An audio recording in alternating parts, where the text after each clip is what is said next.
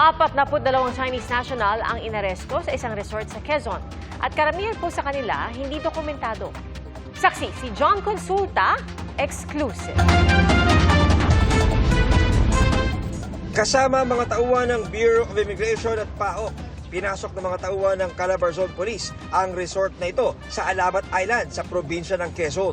Inabutan sa loob ng high-end resort ang 42 Chinese nationals. Karamihan, pawang undocumented. Ayon sa PRO4A, nakatanggap sila ng impormasyon ng mayat-mayang pagbiyahe via Roro ng by batch ng mga nakaban na Chinese nationals papasok sa isla. Iba't ibang trabaho raw ang pinapasok ng mga nahuling Chinese nationals na nakatira raw sa resort at sarado sa ibang turista. Because of the volume, no? Yung influx nila, and pag sumasakay kasi sila ng barko papunta doon sa isla is hindi na sila lumalabas doon sa van na sinasakyan nila.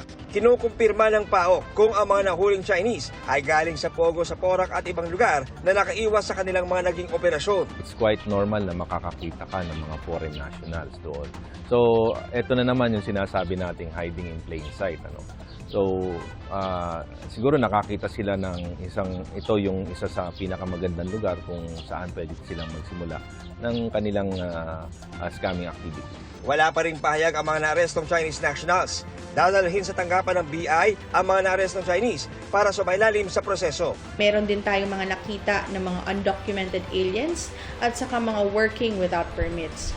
Sila po lahat ay sasampahan ng deportation case dahil sa paglabag po nila sa ating mga batas. Pagkatapos po nito, sila ay ide-deport at iba-blacklist. Para sa GMA Integrated News, John Consulta ang inyong saksi. Mga kapuso, maging una sa saksi. Mag-subscribe sa GMA Integrated News sa YouTube para sa iba't ibang balita.